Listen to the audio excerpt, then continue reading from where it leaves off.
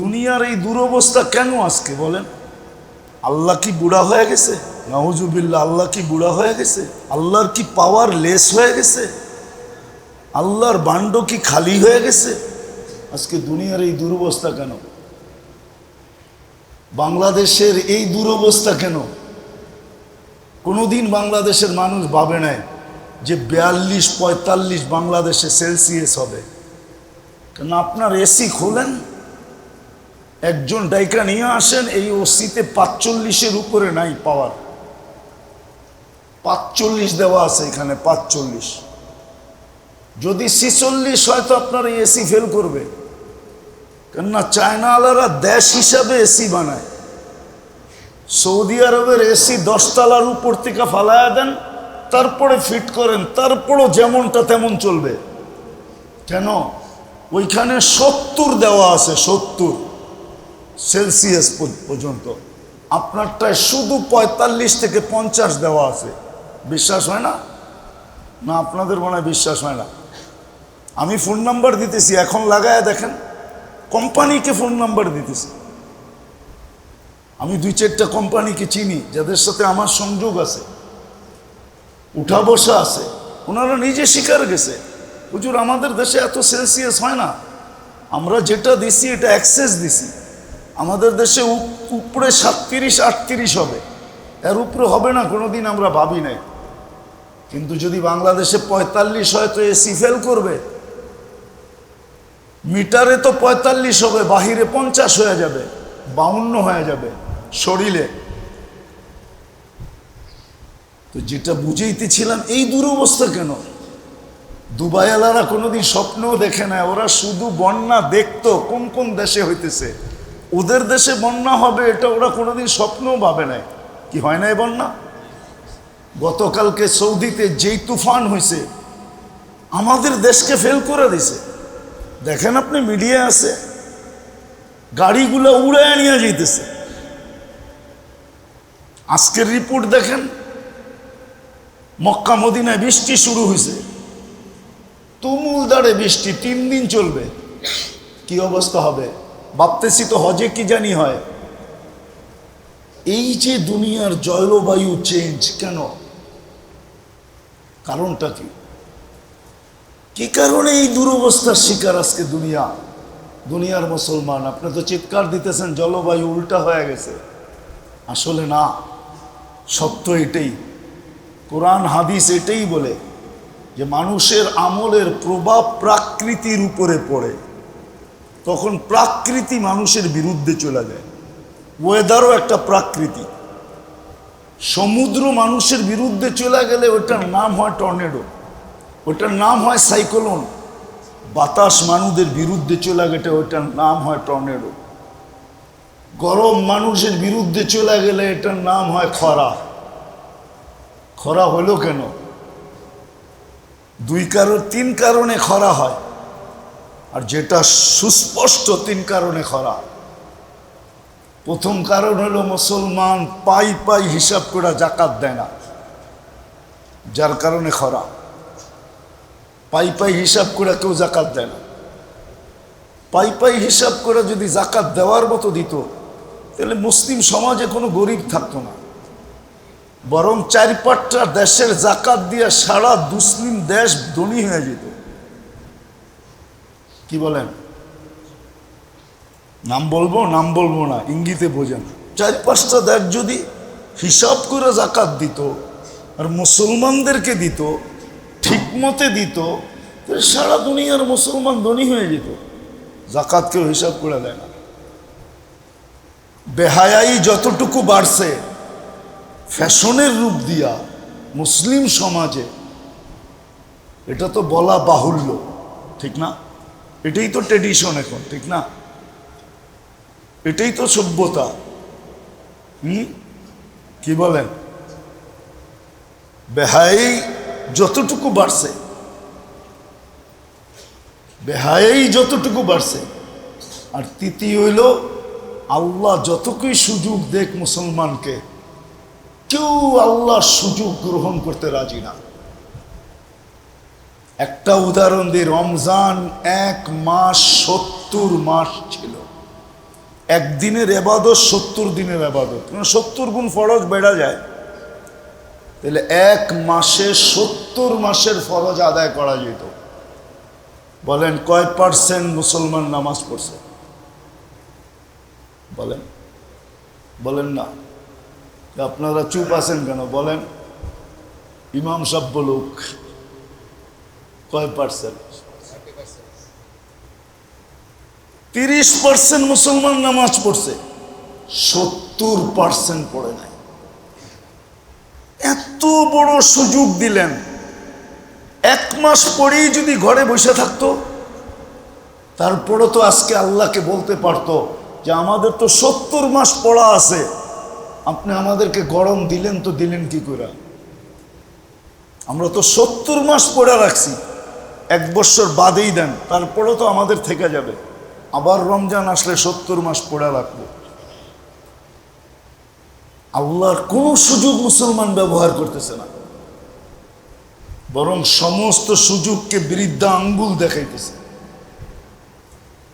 তাইলে কতদিন এই মেলাকে আপনি ভাবতেছেন আপনার সংসার চালাইতে একটা বাজেট লাগে, দেশ চালাইতে একটা বাজেট লাগে, আল্লাহর কি জগৎ চালাইতে বাজেট লাগে না? না বাজেট ছাড়া চলে? নাইলে এই হাদিস কেন আসতো, কসামার রিস্ক ফালা ইয়ানসা মিন খালকিহি আহাদ? তাহলে ইমামরা কেন বলতো শবে বরাতের দিন বাজেট হয়? আচ্ছা ওই দিন বাদেই দিলাম, লাইলাতুল কদরে তো হয়ই হয়, এটাতে তো কারো দ্বিমত নাই। আল্লাহ সারা বৎসরের বাজেট করেন, তাহলে আল্লাহর এই বাজেট কতদিন চালাবে? মুসলমান বৃদ্ধা আঙ্গুল দেখাবে আর আল্লাহ বাজেট দিবে? আপনার কি ধারণা?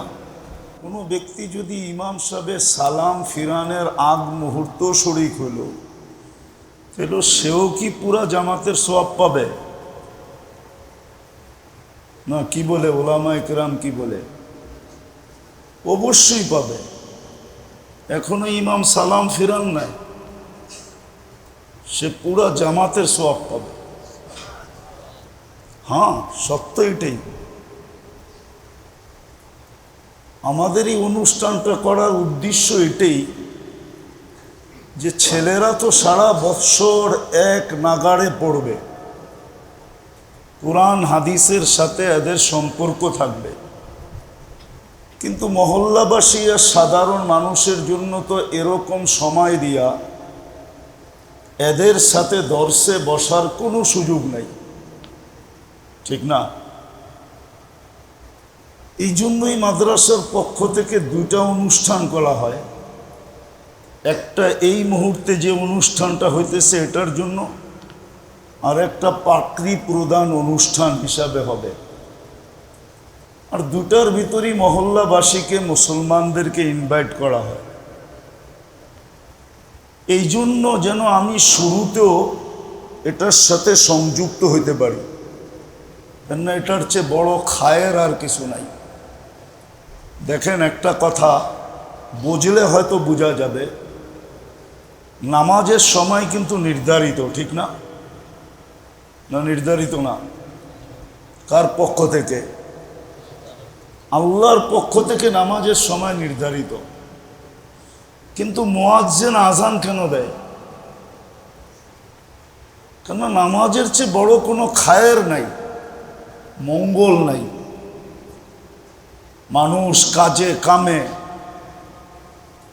হতে পারে তার ভিতরে অনীহা আসতেই পারে, বা তার সে ভুলা যাইতেই পারে, স্মরণ না থাকতেই পারে। এই জন্য আল্লাহ মুয়াজ্জিনকে নির্ধারণ করছেন যেন প্রত্যেক ব্যক্তি নামাজের মতো খায়েরের সাথে নিজেকে সংযুক্ত করতে পারে। এই জন্য কিন্তু আজান, এটা নামাজের সময় নির্ধারিত। কোরআন সাফ বলতেছে নামাজের সময় নির্ধারিত, কখন কোন নামাজ পড়বে এটা বিলকুল নির্ধারিত। কিন্তু আল্লাহর এটা ইহসান যে আল্লাহ খায়েরের উপরে দায়ী রেখা দিয়েছেন, দায়ী আহ্বানকারী রেখা দিয়েছেন। এই জন্যই কিন্তু নবীরা আহ্বান করে আইসা খায়েরের উপরে আহ্বান করে। ওলামায়ে কিরাম খায়রের কথা আপনাদের সামনে তুলে ধরে, কেন এটা আল্লাহর নির্দেশ। তো যেটা আমি বুঝাইতেছিলাম, যে একটা কথা মনে আসলো, যে মহল্লাবাসী এই কথা ভাবতে পারে যে এই দুই বেলা আমাদেরকে কেন ডাকা হয়।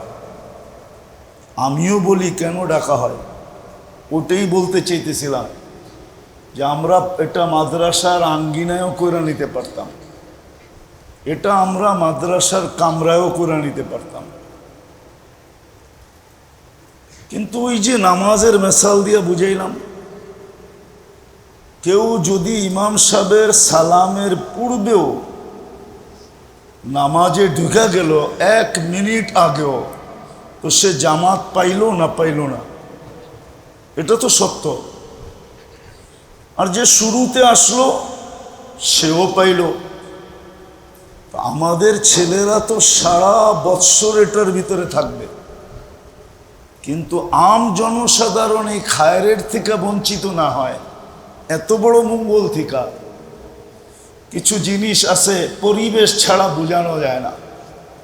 আমি যেটা বলতেছি খায়ের, এটা হয়তো আমি আজকে বুঝাইতে পারবো না, কিছু কথা বলতে পারবো, কিন্তু যেইভাবে বুঝানোর দিলে গাইথা দেওয়া এইভাবে পারবো না, প্র্যাকটিক্যালি বোঝানো যাবে না। কিন্তু একদিন বুঝে আসবে যে এই যে আমি মনের আগ্রহ নিয়ে সংযুক্ত হইলাম, দর্শের শুরুতে হাদিসের প্রথম সবকে, মাদ্রাসার প্রথম সবকে, এই যে আমি অল্প সময়ের জন্য নিজেকে সংযুক্ত করলাম, আমারও কিন্তু একটা অংশ এখানে বসা গেল। আবার যখন শেষে বসবো, আবার এসে সংযুক্ত হব, আবার আমার একটা অংশ বসা যাবে। যেমন এরা সারা বৎসর পড়া পাবে, এরকম আমিও একটা অংশীদারিত্বের দাবি করতে পারবো। যেমন দেখেন, উদাহরণটা যদিও ঠিক হবে না কোরআন হাদিসের সাথে, কুরবানি ঈদের বা গরুর হাটে দালালের সংখ্যা কম থাকে না, ঠিক না? কিন্তু নিয়ম হলো গরুর পিঠে যদি একবার হাত দিল, তাহলে বিক্রির পরে মালিক তাকে 10 টাকা হলেও দিতে হবে। এটা হলো ব্রোকারি সিস্টেম, ঠিক না? আপনাদেরকে ডাকার উদ্দেশ্য এটাই, যে আপনারও এই খায়রের ভিতরে যেন একটু হাত লাগায়া নিজের একটা অংশ বসায় নিতে পারেন। এই জন্যই মাদ্রাসাওয়ালারা ডাকে, নাহলে কোনো প্রয়োজন ছিল না ডাকার। আমরা কামরায় করে নিতে পারতাম, মাদ্রাসার আঙ্গিনায় করে নিতে পারতাম, নিজেরা করে নিতে পারতাম। কিন্তু হবে একদিন, কিয়ামতের দিন যখন দেখা হবে, তো আপনারাও বলবেন এই সুযোগ থেকে আমাদেরকে আপনারা বঞ্চিত করলেন কেন? একটু আওয়াজ দিলেই তো আমরা এই সুযোগের সাথে সংযুক্ত, এই সুযোগের সদ্ব্যবহার করতে পারতাম, আমরাও এটার সাথে সংযুক্ত হইতে পারতাম। এই জন্যই আপনাদেরকে 2 বেলা কমসে কম ডাকা হয়, আবার মাঝে মাঝেও ডাকা হয়। মাদ্রাসাওয়ালারা মহল্লাবাসীকে বা সাধারণ মুসলমানকে মাঝে মাঝেই ডাকে, কিন্তু কেউ হয়তো বিরক্তি বোধ করে যে আমাদেরকে কেন ডাকে। আবার কেউ অন্যরকম উক্তি যুক্তিও করে যে হুজুরগো কোনো কাম নাই, খালি আমাদেরকে ডাকে আর চান্দা চায়। আসলে রব্বে কাবার কসম, সত্য এটাই। দেখেন একটা কথা, এটা মাইনা নেন, যদি অন্যভাবে নেন তাইলে আমার বলা উচিত হবে না। আমরা যতটুক পেটে পাথর বাঁধতে পারবো, এতটুক পেটে পাথর কেউ বাঁধতে পারবে না। প্রমাণ দিব, প্রমাণ দিব। এখন অটো চালাইলে পাওয়া যায় 30,000 টাকা মাসে, একটা ওস্তাদেরও বেতন 15,000 টাকার উপরে আছে কিনা আমার জানা নেই, অথচ অটো চালাইলে 30,000 কামানো যায়। সে কি 15,000-এ ছাড় দেয় না? কি আপনার যদি কামানোর সুযোগ থাকতো আপনি কি ছাড় দিতেন? বলেন। ভালো ভালো লোকদের তো আমরা দেখি এই সমাজে যে অফিস আদালতে সুযোগ আসলে ছাড় দেয় না।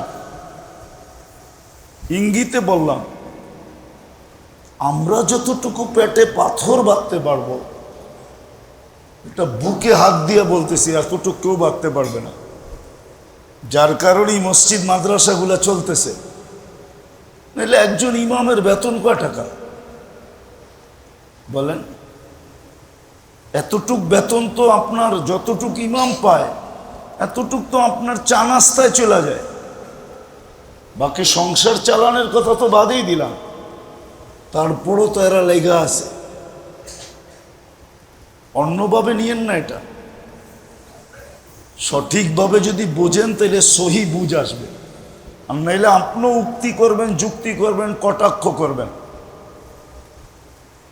কিন্তু সহিভাবে যদি বোঝেন তাহলে বুঝে আসবে। তো হুজুররা আসলে চান্দার জন্য আপনাদেরকে একত্রিত করে না, মাঝে মাঝে ডাকে না। আজ পর্যন্ত দিনী প্রতিষ্ঠান বন্ধ হয় নাই। বহুতবার হুমকি আসছে, ধমকি আসছে, সবাই বলছে কিচ্ছু দিব না। আল্লাহর যতদিন চালানের অতদিন আল্লাহ এগুলাকে চালাবে, এতে কোনো সন্দেহ নেই। কিভাবে চালাবে এটা আপনি আর আমি জানি না, কেননা ইন্দাহু উম্মুল কিতাব, আসল বুকস তো আল্লাহর কাছে, ওটাই লেখা আছে। শুধু আমরা আপনাদেরকে বারবার ডাকি, বৎসরে 2 বার তো ডাকি, মাঝে মধ্যেও ডাকি, শুধু সংযুক্ত করার জন্য, যেন কিয়ামতের দিন বলা যায় যে আমিও সংযুক্ত ছিলাম, আমিও সংযুক্ত ছিলাম। এরা তো সারা বৎসর পড়বে,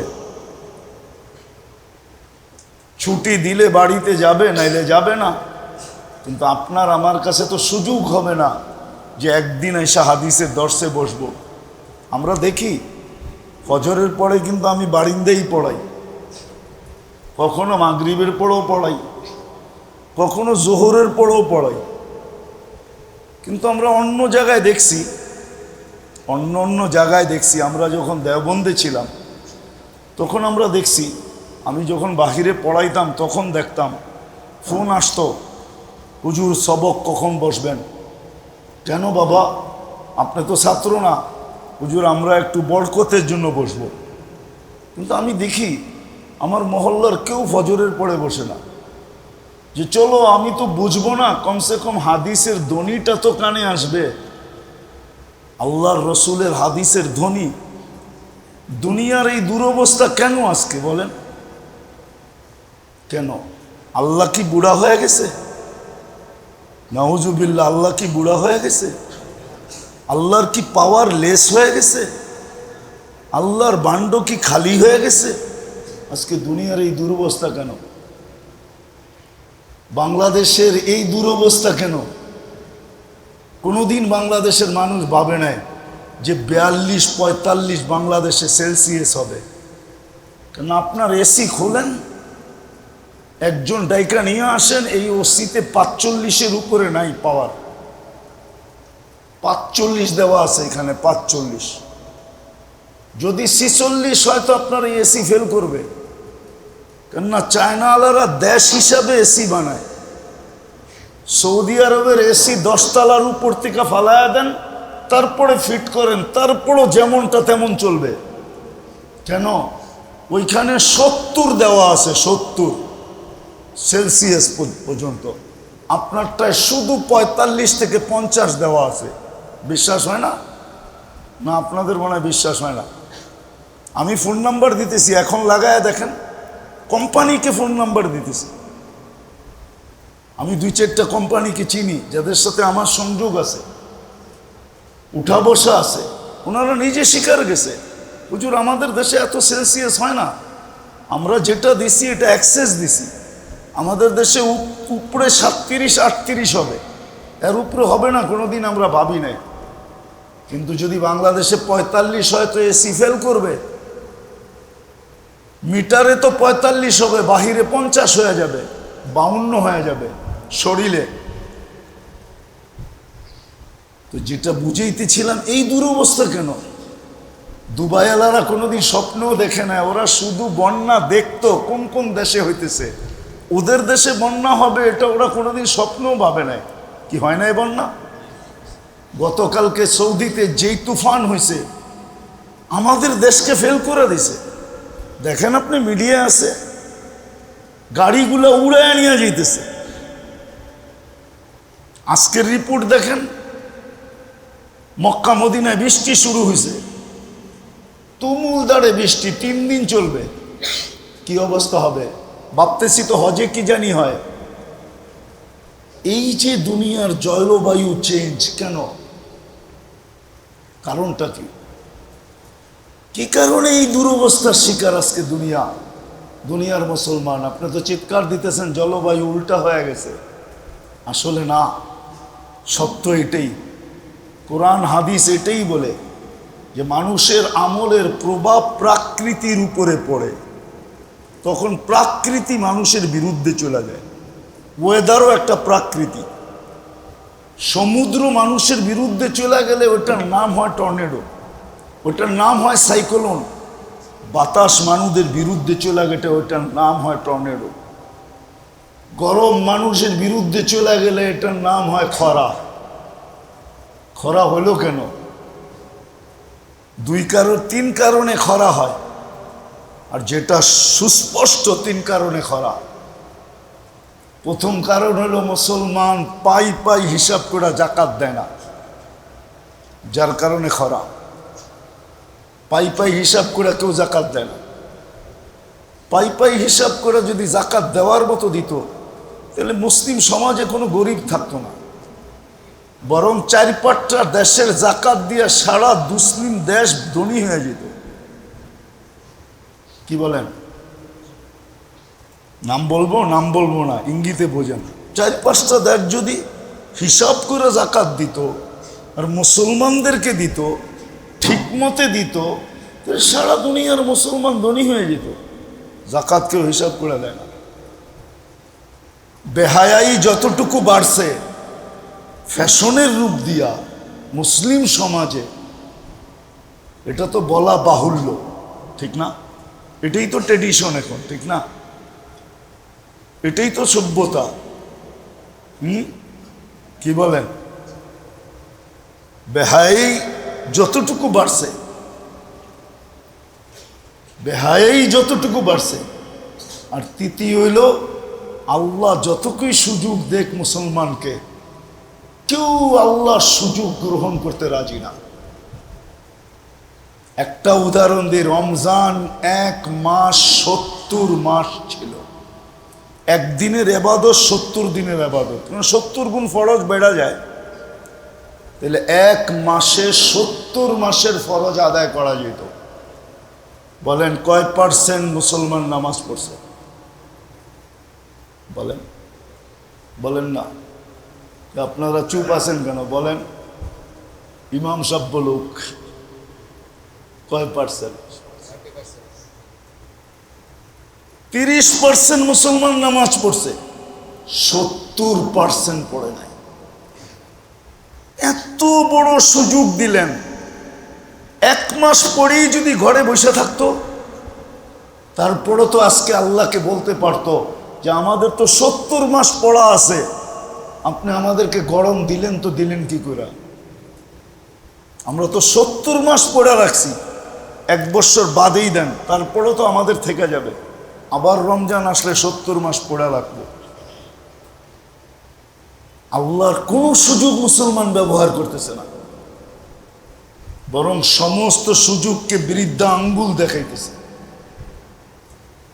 তাইলে কতদিন এই মেলাকে আপনি ভাবতেছেন আপনার সংসার চালাইতে একটা বাজেট লাগে, দেশ চালাইতে একটা বাজেট লাগে, আল্লাহর কি জগৎ চালাইতে বাজেট লাগে না? না বাজেট ছাড়া চলে? নাইলে এই হাদিস কেন আসতো, কসামার রিস্ক ফালা ইয়ানসা মিন খালকিহি আহাদ? তাহলে ইমামরা কেন বলতো শবে বরাতের দিন বাজেট হয়? আচ্ছা ওই দিন বাদেই দিলাম, লাইলাতুল কদরে তো হয়ই হয়, এটাতে তো কারো দ্বিমত নাই।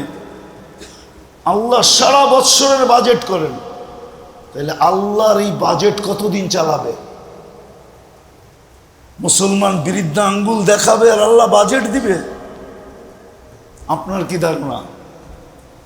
সন্তান 2 দিন বিরুদ্ধাচারণ করলে আপনি মানতে পারেন না, স্বামী করলে স্ত্রী মানতে পারে না, স্ত্রী করলে স্বামী মানতে পারে না, ভাই করলে ভাই মানতে পারে না, বোন করলে ভাই মানতে পারে না, বোন মানতে পারে না, আল্লাহ কতদিন মানবে? এই জন্যই তো আল্লাহ বলছে আজকে এই দুরবস্থার শিকার আমরা এই জন্যই। যা হোক, এই কথাটাই বলার ছিল যে আমরা আপনাদেরকে মাঝে মাঝে যে বিরক্ত করি, হয়তো আপনারাও বিরক্ত বোধ হন, বিরক্ত অনুভব করেন যে আমাদেরকে বারবার কেন ডাকে, কিন্তু আমরা 2 বার তো আপনাদেরকে ডাকি। একবার হলো যখন ছাত্রদেরকে পাগড়ি দেওয়া হয়, এটা মনে করেন যে সালামের পূর্ব মুহূর্তে আইসা কেউ নামাজের জামাতে শরিক হলো, তাকে যেরকম জামাতের ভিতরে গণ্য করা হবে, এটা হলো এরকম।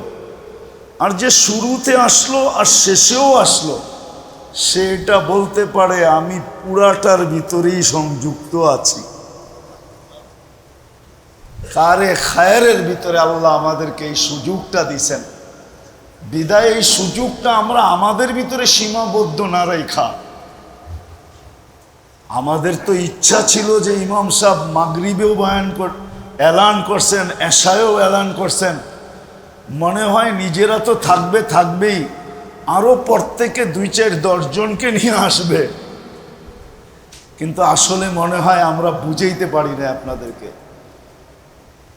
আশা করি আজকের থেকে বুঝে আসবে যে আমরা আপনাদেরকে ডাকার উদ্দেশ্যটা কি। বাকি যদি আপনি সহযোগিতার হাত বাড়াইতে পারেন, ওটা তো সোনায় সোহাগা, ওটা তো আপনার উপরে নির্ভর করে যে আপনি মাদ্রাসার এই সমস্ত মাদ্রাসার সাথে আপনি সহযোগিতা করবেন, ওটা আপনার ইচ্ছার উপরে নির্ভর। যে যত এই মাদ্রাসাগুলার কোরআনি খেদমতের সাথে যে যত সংযুক্ত হবে, ও তো আজকে বোঝানো যাবে না, বলা যাবে, কিন্তু সে তো কালকে বুঝবে যে কোরআন তার কতটুকু কাছে আসবে, কতটুকু পক্ষে আসবে, হাদিসে রসুল কতটুকু পক্ষে আসবে। আমার একটা কাহিনী মনে উঠছে, এই জন্য বলতেছি। লোকটা এখনো জীবিত আছে, কিন্তু একটু দূরে আছে, ইচ্ছা করলেই তাকে আনা যাবে না, আনতে গেলে একটু সময় লাগবে। আমাদের মাদ্রাসায়ও যেমন দফতরি আছে যে বেল্ট পিটায়, আবার আমাদের মাদ্রাসায় হিসাব রক্ষক একজন আছে, কেরানি। হেফজোখানা আমাদের এত বড় না, মক্তবে এত বড় না, যেখানে বড় ওইখানে হেফজোখানা মক্তবের জন্য আলাদা খাদেম থাকে, কেননা বাচ্চারা ছোট ছোট থাকে, এদের খানা আইনা দেওয়া, এদেরকে পরিচর্যা করা। তো এক মাদ্রাসায় খাদেম ছিল, আর খাদেমরা বেশিরভাগই একটু সাদা সিধা হয়, শিক্ষিত কম হয়, কেননা কম পয়সায় এদেরকে রাখা যায়। এক মাদ্রাসায় খাদেম ছিল এরকমই সাদা সিধা। তো হেফজোখানার ছেলেরা একটু চালাক বেশি হয়, দুষ্ট বলা চলে না, যদিও অন্যরা বলবে যে হেফজোখানার ছেলেরা দুষ্ট হয়, আমি বলবো দুষ্ট না, ওরা একটু চালাক বেশি হয়। দুষ্ট হইলে কোরআন সিনায় নিতে পারে না, ও চালাক, এই জন্য কোরআন সিনায় নিতে পারতেছে, অল্প বয়সে হাফেজ হইতেছে। ওরা বড় ট্যালেন্ট হয়, বড় চালাক হয়। তো ছেলেরা সাদা সিধা পায়া খাদেমকে ডেলি বিরক্ত করত, আর ডাকতো কি গরু, সাদা সিধা মানুষ। একদিন বৃষ্টি ছিল, মাতবাগ থেকে যেখানে খানা পাক হয় এখান থেকে খানা আনতে হবে। তো ছেলেরা হাকুয়েরা তাকায় আছে আর চিৎকার দিতেছে, গরুটা কই গেল, এখনো খানা নিয়ে আসে না। তো বেচারায় বিরক্ত হইয়া বিছতে বিছতে খানা নিয়ে আসছে। তো ওকে দেখতে দেরি, ছাত্ররা চিৎকার দিতে দেরি করে না, এই যে গরুটা আসলো। তো বেচারার সাদা সিধা মানুষ চেতলে কিন্তু অনেক চেতে না, কিন্তু কখনো যদি চেতা যায় তাহলে কিন্তু অনেক চেতে। যেমন বোবা মানুষ চেতে না, আর যদি চেতা যায় তাহলে কিন্তু দড়ি ছিঁড়া গরুর মতো, ও কাউকে মানে না। তো খানা নামায় দিয়া মোহতামিম সাহেবকে বলতেছে, আমি চাকরি করব না না না। বলছে কেন? বলছে ছেলেরা সব উল্টা পাল্টা, কিচ্ছু শিখান না, সারাদিন গরু বলে বৃষ্টির ভিতরে খানা নিয়ে আসলাম, তাও গরিব বলে আর কত সইব, বলে চলে গেছে। রাত্রে 2টা 3টা বাজছে, তো মোহতামিম সাহেবের দুয়ারে জানি কে, দরজায় কে খটখটাইতেছে। বেচারায় উঠা খুলছে, দেখে দারোয়ান ওই খাদেম। তো বলছে এত রাত্রে? হুজুর এতদিন চাকরি না দেখা করছি, এখন চাকরি দেখা করব, আমি চাকরি করতে আসছি। বলে তুমি না বললা চাকরি করব না? এতদিন তো শুই না, এখন দেখা। বলছে বলো দেখা কি? বলে আমি আজকে রাত্রে স্বপ্নে দেখতেছিলাম যে কিয়ামত কায়েম হয়ে গেছে, সবাই পলসেরাতের পাড়ে চলে গেছে, আমিও চলে গেছি, কিন্তু পলসেরাতের অবস্থা দেখা আমি কোনো মতেই পা দিতে সাহস পেতেছিলাম না।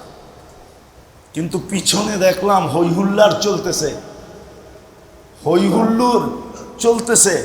তাকায়া দেখলাম আমাদের হেফজুখানা মক্তবের ছাত্রগুলা, আর ওরা যখন পলসেরাতের কাছে আসলো, তো পলসেরাতটা বিশাল বড় হাইওয়ে হয়ে গেল। তো ওরা চিৎকার দিতে দিতে উঠলো, হইহুল্লুর করতে করতে পলসেরাতে উঠলো, পার হইতেছে। পিছনে একটা ছিল, ওর দৃষ্টি পড়ছে আমার উপরে, তো চিৎকার দিয়া বলছে, আরে তোরা কই যাস? আমাগো গরুটা তো দাঁড়ায় আছে, গরুটাকে নিয়ে যাবি না? তো সব ফিরে আসছে, আয়সা বলতেছে গরুটাকে এইভাবে পার করানো যাবে না, কেউ হাতে ধরো, কেউ পায়ে ধরো, আমরা আরে চ্যাঙ্গুলা করে পার করায় দিব। চ্যাঙ্গুলা বোঝেন? উপরে উঠায়া সবাই দৈরা পার করায় দিব। তা হুজুর আমার ঘুম ভেঙে গেছে, আমি চাকরি করব, গরু বলুক আর যাই বলুক। সত্য এটাই। এদের সাথে সংযুক্ত হওয়া আজকে যদিও আমরা বুঝাইতে পারতেছি না, কিন্তু একদিন ইনশাআল্লাহ বুঝে আসবে। যদি সংযুক্ত হওয়া এত বড় না হইতো, তাহলে আল্লাহ রসুল সাল্লাল্লাহু আলাইহি ওয়াসাল্লাম বা আল্লাহ এত বড় সুসংবাদ এই খায়েরের ব্যাপারে দিতেন না না না। এই জন্যই মেরে দোস্ত আপনাদেরকে আমরা বারবার সংযুক্ত করতে চাই, মহল্লাবাসীকে বিশেষ করে, যেন কিয়ামতের দিন না বলতে পারে যে বড় সুযোগ তো ছিল, আপনারা আমাদেরকে সংযুক্ত করতে পারতেন, একটু উদ্বুদ্ধ করলেই তো আমরা সংযুক্ত হইতাম। কিন্তু আফসোস, আপনারা এতই কৃপণ ছিলেন যে আমাদেরকে একটু সংযুক্ত করলেন না, এতই নিষ্ঠুর ছিলেন, নির্দয় ছিলেন, আমাদের দিকে তাকাইলেন না, আমাদেরকে একটু সংযুক্ত করলেন না। এই জন্যই মেরে দোস্ত আমরা আপনাদেরকে বৎসরে কমসে কম 2 বার তো সংযুক্ত করতেই চাই। কিন্তু আমি বলবো, যদি মাঝে মাঝে মাদ্রাসার পক্ষ থেকে, মসজিদের পক্ষ থেকে, আপনাদেরকে কমিটির পক্ষ থেকে, মাদ্রাসার শিক্ষকদের, মোহতামিম সাহেবের পক্ষ থেকে আপনাদেরকে ডাকা হয়, তাহলে কমসে কম নিজেকে সংযুক্ত করার জন্য হলেও একটু আসে। কেননা কোন জিনিস কাজে লেগে যাবে আমরা জানি না। কিয়ামতের দিন দেখা যাবে বড় আমল পিছে পড়া যাবে, ক্ষুদ্র আমল দিয়ে পার হয়ে যাবে। বড় আমল গ্রান্টেড হয় না, আল্লাহর কাছে কবুল হয় না, কিন্তু ছোট একটা কবুল হয়েছে, ওটা দিয়ে পার হয়ে চলে যাবে। আর এই উম্মত এইভাবেই যাবে, আলহামদুলিল্লাহ, এই উম্মত এইভাবেই যাবে। আস্তে যে গরম সইতেছি আমরা, হ্যাঁ, যদি আমরা সোয়াবের আশা রাখি যেন আল্লাহ গরম দিতেছেন, এটার সোয়াবও আমাদেরকে দিবে, তাহলে আসলে এই ঘামও আমাদের তোলা হবে। আজকে যে ঘাম ঝরতেছে, অধিকাংশ 2 দিন আগে মনে হয় মসজিদে কারেন্ট ছিল না, সারা রাত্র যদিও আমার ঘরে কারেন্ট ছিল, কে জানি আমাকে বলছিল যে হুজুর কারেন্ট নাই। তা আমি সারা রাত্র একবার ভিতরে গেছি, একবার বারিন্দায় আসছি। জিজ্ঞেস করেন, আমি একটু পর পর ফোন করে জিজ্ঞেস করছি কি হইলো, কারেন্টের কোনো ব্যবস্থা হইলো কিনা। আমাকে বলতেছিল যে না, ছেলেরা সব বাহিরে বারিন্দায় দাঁড়ায় আছে, ওস্তাদরা সব বারিন্দায় হাঁটাহাঁটি করতেছে। এই যে ঘাম ঝরা, এটার কি আপনি মনে করেন কোনো বিনিময় নেই? কোনো বিনিময় নেই? অবশ্যই এর বিনিময় আছে। আজকে যে অবস্থা, ব্যবসা গরম। আজকে দুপুরেই আমি আসছি সৈয়দপুর থেকে। আমাদের এখানে তো গরম, সৈয়দপুরে তো গরম নাই। দিনে একটু হয়, রাত্রে নাই গরম। রাত্রে সন্ধ্যা হইতে বিলকুল ঠান্ডা, কেননা ওইখান থেকে হিমালয় কাছে, যার কারণে ওইখানে ঠান্ডা। আমি তো 2 দিন ছিলাম সৈয়দপুরে। আমাদের এখানে যে গরম পড়তেছে, চুয়াডাঙ্গার এদিকে যে গরম পড়তেছে, আরও নাকি শুনলাম 3-4 দিন থাকবে। 2 বার তো দেওয়া হইলো, বাড়ানো হইলো, ঠিক না? 2 বার বাড়ানো হয়েছে না?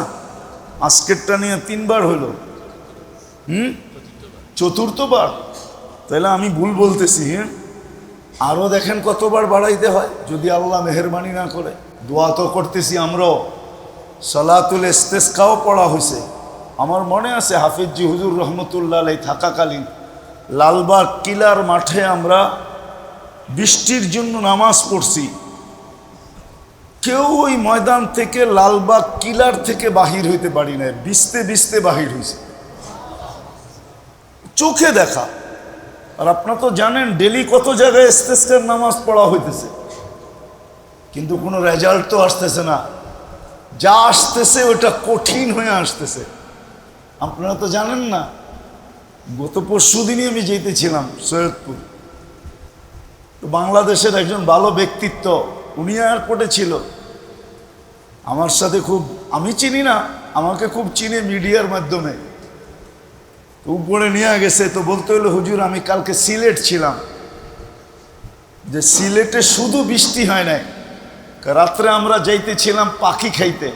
সিলেটে একটা জায়গা আছে, পাখির গোশত বিক্রি করে, ঢাকার থেকে বড় বড় লোকেরা গাড়ি নিয়ে যায়, শুধু পাখির গোশত, ওইখানে বড় বড় পাখি। বলে আমিও কাজে গেছি, খাওয়ার জন্য গেছি। বলছে আমি জীবনে কোনোদিন এরকম বৃষ্টিও দেখি নাই, আর বৃষ্টির সাথে এরকম বাতাসও দেখি নাই। তো আসলে যেটা আমরা চাই, তো বললো বৃষ্টি তো হইল, কিন্তু কোনো ঠান্ডা হইল না। হাদিসে পরিষ্কার আছে কিয়ামতের আগে বৃষ্টি হবে, কিন্তু ঠান্ডা হবে না।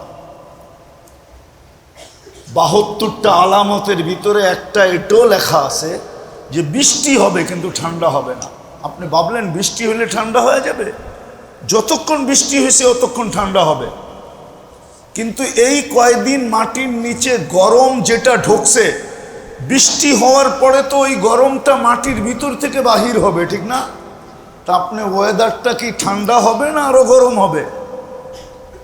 একটা যুক্তি দিয়া বুঝান। হ্যাঁ, আল্লাহ যদি ঠান্ডা করে দেয় তাহলে বৃষ্টিরও দরকার নেই, কিছুরই দরকার নেই। রমজানের মতো হয়ে যাবে। যারা শুধু কি বলে, সৌদি আরব ওয়ালারা শুধু ফ্রিজের বরফ দেখছে, কিন্তু আকাশ থেকে আইস পড়া দেখে নাই। কিন্তু রমজানে দেখছে অর্ধেক সৌদি আরব বরফের নিচে ঢেকে গেছে, মরুভূমি বরফের নিচে ঢেকে গেছে। এরা দেখছে রমজানে, রমজানে সৌদি আরবে এটাই হয়েছে, বরফ পড়ছে। তো আল্লাহ চাইলে যদি ওয়েদার ঠান্ডা করতে চান তো বৃষ্টির দরকার হবে না। আগুনও তো জানতো না। ইব্রাহিম আলাইহিস সালাম আগুনে ঢুকার পূর্বে আপনারা বলেন আগুন কি জানতো যে তার ভিতরে ঢুকবে আর জ্বলবে না? কি বলেন? জানতো। কিন্তু যখন ইব্রাহিম আলাইহিস সালাম ঢুকছে, আল্লাহ আগুনের কানে কানে বলে দিয়েছেন কুনি বারদাম ওয়া সালামা। দুনিয়া আগুন দেখো দেখো, কিন্তু ইব্রাহিমের গায়ে যেন না লাগে, গরমও যেন না লাগে। এর ভিতরেই তোমাকে শীতলতা তৈরি করতে হবে। ওই দিন থেকে আগুন জানে। তা আল্লাহ যদি চায় ওয়েদার ঠান্ডা করতে, তো বৃষ্টির দরকার হবে না। সকালে উঠে দেখবেন ওয়েদার ঠান্ডা, আল্লাহ নামায়া দিছে টেম্পারেচার। যা হোক, যেটা বললাম, আসল আমার বলার উদ্দেশ্য ছিল যে আপনাদেরকে আমরা মাঝে মাঝেই কেন যুক্ত করতে চাই, এটাই আমার বলার উদ্দেশ্য ছিল। কথা যদিও লম্বা হয়ে গেল, আমরা এই জন্যই আপনাদেরকে যুক্ত করতে চাই, যেন কিয়ামতের দিন অভিযোগের আঙ্গুল আপনারা আমাদের উপরে না উঠাইতে পারেন যে আপনারাও তো ইচ্ছা করলে আমাদেরকে এই দর্শ তাদরিসের সাথে একটু যুক্ত করতে পারতেন। যেমন কোনো ব্যক্তি ছুটতে ছুটতে আসলো আর দেখলো 4 রাকাত হয়ে গেছে, ইমাম সাহেব সালাম ফিরানের কাছে কাছে চলে গেছে, আর সে নিয়াত ভাঙ্গা বসা পড়ল, সে যেরকম জামাতের সাথে শরিক হয়ে গেল, আপনাদেরকেও আমরা এরকম শেরকত করানোর জন্য, অংশীদারিত্বের অধিকারী হওয়ার জন্য, যেন আপনি অংশীদারিত্ব দাবি করতে পারেন, এই জন্য আমরা আপনাদেরকে যুক্ত করি। আমরা আশা রাখি আগামীতে যদি আমরা ডাকি, তাহলে আমরা আরো বড় সংখ্যায় আপনাদেরকে পাবো বলে আশা করি। আপনাদের শেরকতেই আমাদের কাম্য। বাকি দোয়া আপনাদের কাছে চাবো অবশ্যই। বৎসরের শুরু যেই ছেলেগুলো আসছে, আল্লাহ যেন এদেরকে আমরা যেই মেহান্নত করার ওটাও করতে পারি, এরাও যেন মেহান্নত করতে পারে।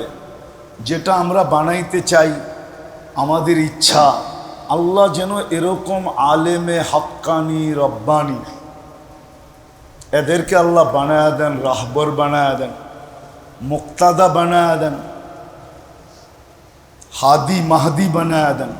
এটা আপনাদের কাছে দোয়া চাবো। আর মাদ্রাসার ব্যাপারে দোয়া চাবো, যেন সারা বৎসর অতীতে যেরকম চলে আসতেছিল, এরকমই যেন আল্লাহ আমাদেরকে সচ্ছলতার সাথে চালান। কারো কাছে যেন হাত পাততে না হয়। আমরা যদি রাত্রে আল্লাহকে বলি, সকালে যেন এটা আল্লাহ কুদরত দ্বারা পুরা করে দেন। এটাও আপনাদের কাছে দোয়া চাবো। আল্লাহ আমাদের সবাইকে, আর আমাদের কমিটির জন্য দোয়া করেন, মাদ্রাসার জন্য দোয়া করেন। কেননা মাদ্রাসার একটা ভবন হওয়ার ব্যাপারে সিদ্ধান্ত চলতেছে, দেখতেছেন আপনারা জায়গাটা খালি পড়ে আছে। জানি না কমিটি কখন কাজ ধরবে। আপনাদের দোয়া হইলে মনে হয় অচিরেই কাজ হবে, তাহলে আমরা ছাত্র সংখ্যাও বাড়াইতে পারবো, মাদ্রাসাটাও একটা সুন্দর পজিশনে চলে আসবে। এই জন্য আপনাদের কাছে দোয়া চাবো, আল্লাহ আমাদের সবাইকে কথাগুলোর উপরে আমল করার তৌফিক দান করেন।